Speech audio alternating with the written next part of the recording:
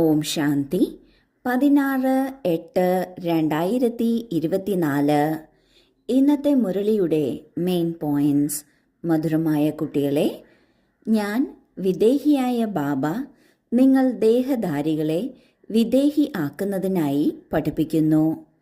ഇതാണ് പുതിയ കാര്യം. ഇത് കുട്ടികൾ മാത്രമേ മനസ്സിലാക്കുന്നുള്ളൂ. ബാബ വിദേഹിയാണ്, അതായത് ശരീരത്തിൽ ഇരിക്കുന്നുവെങ്കിലും ശരീരത്തിൻ്റെ എല്ലാ പ്രഭാവത്തിൽ നിന്നും ഉപരിയാണ്. ഈ ഒരു സ്ഥിതി നമ്മൾ കുട്ടികളെയും പഠിപ്പിക്കുന്നതിനാണ് ബാബ വന്നിരിക്കുന്നത്. നമ്മളെ ഓരോരുത്തരും ദേഹധാരികളാണ്. എന്നാൽ ഈ ദേഹത്തിലിരിക്കെ തന്നെ ദേഹത്തിൻ്റെ പ്രഭാവത്തിൽ വരാതിരിക്കുന്ന സ്ഥിതിയിൽ എത്തുന്നതിനാണ് ബാബ നമ്മളെ പഠിപ്പിക്കുന്നത്. ഇത് ഇതുവരെ ഉണ്ടായിട്ടില്ലാത്ത ഒരു പുതിയ കാര്യമാണ്. ഇത് നമ്മൾ ബാബയുടെ കുട്ടികൾക്ക് മാത്രമേ മനസ്സിലാക്കാൻ സാധിക്കുള്ളൂ. കാരണം ഓരോ കൽപ്പത്തിലും നമ്മൾ തന്നെയാണ് ഈ പാഠം പഠിച്ചിട്ടുള്ളത്. നമ്മൾ തന്നെയാണ് ഈ പാഠം പഠിച്ച് വിദേഹി ആയിട്ടുള്ളതും. അതിനാൽ ഇത് നമ്മൾ കുട്ടികൾക്ക് മാത്രമേ മനസ്സിലാക്കാൻ സാധിക്കുള്ളൂ. ചോദ്യം: ബാബയ്ക്ക് ഒരു കാര്യം തന്നെ പല പ്രാവശ്യം മനസ്സിലാക്കിച്ചു തരേണ്ട ആവശ്യം എന്തുകൊണ്ട് വരുന്നു? ഉത്തരം: എന്തുകൊണ്ടെന്നാൽ കുട്ടികൾ തുടർച്ചയായി മറന്നുപോകുന്നു. ചില കുട്ടികൾ പറയുന്നു, ബാബ അതേ കാര്യം തന്നെ തുടർച്ചയായി മനസ്സിലാക്കിച്ചു തരുന്നു. ബാബ പറയുന്നു, കുട്ടികളെ, എനിക്ക് തീർച്ചയായും ഒരു കാര്യം തന്നെ കേൾപ്പിക്കേണ്ടി വരുന്നു. എന്തുകൊണ്ടെന്നാൽ നിങ്ങൾ മറന്നുപോകുന്നു. നിങ്ങളെ മായയുടെ കൊടുങ്കാറ്റ് ശല്യപ്പെടുത്തുന്നു. എന്നും ഞാൻ നിങ്ങളെ ഓർമ്മിപ്പിച്ചില്ല എങ്കിൽ നിങ്ങൾ മായയുടെ കൊടുങ്കാറ്റിൽ തോറ്റുപോകും. ഇപ്പോൾ വരെയും നിങ്ങൾ എവിടെ സതോപ്രധാനമായിരിക്കുന്നു? എപ്പോൾ ആയിത്തീരുമോ അപ്പോൾ കേൾപ്പിക്കുന്നതും നിർത്തും. എന്നുമുള്ള മുരളി കേൾക്കുമ്പോൾ ചിലർക്ക് തോന്നാറുണ്ട്, ബാബ ഇന്നലെ പറഞ്ഞ കാര്യങ്ങൾ തന്നെയാണ് ഇന്നും പറഞ്ഞിരിക്കുന്നത്, അല്ലെങ്കിൽ എപ്പോഴും പറയുന്ന കാര്യങ്ങൾ തന്നെയാണ് എന്നും പറയുന്നത് ആവർത്തിക്കുകയാണ് എന്ന് തോന്നാറുണ്ട്. എന്നാൽ ബാബ മനസ്സിലാക്കിച്ചു തരികയാണ്, നമ്മൾ മുരളി കേൾക്കുന്നത് എന്തിനാണ്? മുരളിയിലൂടെ നമ്മൾ ആരാണ് എന്നത് ബാബ ഓർമ്മിപ്പിക്കുകയാണ്. ബാബയുടെ വശത്ത് നിന്ന് എന്നുമെന്നും ബാബ ഓർമ്മിപ്പിക്കുകയാണ്.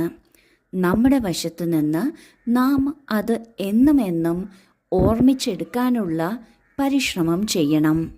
നാം സത്യയുഗത്തിലെ തുടക്കത്തിലെ ആത്മാക്കളായിരുന്നു എന്നത് നാം ഓർമ്മിച്ച് അതിൻ്റെ അനുഭവത്തിൽ വരുമ്പോഴാണ് അത് സത്യമാണ് എന്ന് തിരിച്ചറിഞ്ഞ് അതേ സ്ഥിതിയിലേക്ക് തിരിച്ചെത്തുന്നതിന് നാം പവിത്രമാകുന്നത്. ഇപ്പോൾ വരെയും ആരും സതോപ്രധാനമായിട്ടില്ല. അതിനാൽ മായയുടെ കൊടുങ്കാറ്റും വരുന്നു. എന്നുമെന്നും ബാബ വന്ന് നമ്മളെ ശ്രദ്ധാലു ആക്കുകയാണ്. ഏത് കാര്യങ്ങളിലാണോ ശ്രദ്ധ കൊടുക്കേണ്ടത് അതിലേക്ക് ശ്രദ്ധ ആകർഷിക്കുകയാണ്. ഇങ്ങനെ ബാബ ചെയ്തില്ല എന്നുണ്ടെങ്കിൽ മായയുടെ കൊടുങ്കാറ്റിൽ നാം പെട്ടുപോകും. അതിനാലാണ് ബാബ എന്നും നമ്മെ ഓർമ്മിപ്പിക്കുന്നത്. മറ്റൊരു തരത്തിൽ പറഞ്ഞാൽ, നമ്മൾക്കെന്നും സദ്യ ലഭിക്കുകയാണെങ്കിൽ ഓരോ ദിവസം സദ്യ കഴിക്കുമ്പോഴും നാം ഓരോ കാര്യമായിരിക്കും ശ്രദ്ധിക്കുക. എന്നും ഒരേപോലെ ഒരു കാര്യത്തിൽ തന്നെ ശ്രദ്ധ കൊടുക്കില്ല. അതുപോലെ മുരളിയും ഒരു 36 വിഭവം നിറഞ്ഞ സദ്യ പോലെയാണ്. ഓരോ ദിവസവും നാം ഓരോ കാര്യത്തിലായിരിക്കും ശ്രദ്ധ കൊടുക്കുക. ആരിങ്ങനെ ദിവസവും പഠിക്കുന്നുവോ അവർക്ക് മുരളി എന്നും പുതിയതായി തന്നെ അനുഭവപ്പെടും. ധാരണയ്ക്കുള്ള മുഖ്യസാരം: 1. ജ്ഞാനത്തിൻ്റെ മൂന്നാമത്തെ നേത്രത്തിലൂടെ ആത്മാവിനെ തന്നെ കാണണം. ശാരീരിക കണ്ണുകൾ കൊണ്ട് കാണുകയേ അരുത്. അശരീരിയാകുന്നത് അഭ്യസിക്കണം. 2. ബാബയുടെ ഓർമ്മയിലൂടെ തൻ്റെ ദൈവിക ക്യാരക്ടർ ഉണ്ടാക്കിയെടുക്കണം. തൻ്റെ ഹൃദയത്തോട് ചോദിക്കണം, നമ്മൾ എവിടം വരെ ഗുണവാൻ ആയിട്ടുണ്ട്? മുഴുവൻ ദിവസത്തിലും ആസുരീയ ചലനമൊന്നും ഉണ്ടായില്ലല്ലോ. ആദ്യത്തെ പോയിന്റിൽ ബാബ പറയുന്നു, എല്ലാവരെയും ജ്ഞാനത്തിൻ്റെ 3ാമത്തെ നേത്രത്തിലൂടെയാണ് കാണേണ്ടത്.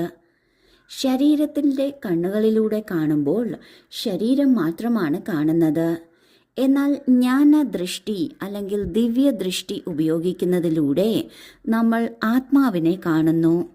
അതിലൂടെ നാം സ്വയവും ആത്മാഭിമാനിയാകുന്നു, ശരീരബോധത്തിലേക്ക് വരുന്നില്ല. ഇങ്ങനെ പരിശീലിക്കുന്നതിലൂടെ അശരീരിയാകുന്നത് സഹജമായി തീരുന്നു. 2ാമത്തെ പോയിന്റിൽ ബാബ പറയുന്നു, തൻ്റെ വ്യക്തിത്വം ദൈവികമാക്കി മാറ്റണം. ഇതിനായി ബാബയുടെ ഓർമ്മ ഉണ്ടായിരിക്കണം. തൻ്റെ ഹൃദയത്തോട് ചോദിക്കണം, നമ്മൾ എവിടം വരെ ഗുണവാനായിട്ടുണ്ട്? നമ്മളിൽ നിന്ന് ആസുരീയ ചലനമൊന്നും ഉണ്ടായിട്ടില്ലല്ലോ. ദിവസവും നമ്മൾ ചാർട്ട് ചെക്ക് ചെയ്യണം. വരദാനം: സദാ കെയർഫുള്ളായിരുന്ന മായയുടെ റോയൽ രൂപത്തിൻ്റെ നിഴലിൽ നിന്നും സേഫായിരിക്കുന്ന മായ പ്രൂഫായി ഭവിക്കട്ടെ. ഈ വർത്തമാന സമയത്ത് മായ യഥാർത്ഥ വിവേകത്തെ തിരിച്ചറിയാനുള്ള ശക്തിയെ നഷ്ടപ്പെടുത്തി തെറ്റിനെ ശരിയെന്ന് അനുഭവപ്പെടുത്തുന്നു. ഏതുപോലെ മന്ത്രതന്ത്രം ചെയ്യുന്നുവോ അപ്പോൾ പരവശരായി തീരുന്നു. ഇതുപോലെ റോയൽ മായ റിയലിനെ മനസ്സിലാക്കാൻ സമ്മതിക്കില്ല. ഇതിനാൽ ബാബ്ദാദ അറ്റൻഷന് ഡബിൾ അണ്ടർലൈൻ ചെയ്യിപ്പിക്കുകയാണ്. ഇത്രയും കെയർഫുള്ളായിരിക്കൂ, അതായത് മായയുടെ നിഴലിൽ നിന്ന് പോലും സേഫായി മായ പ്രൂഫ് ആയി തീരൂ.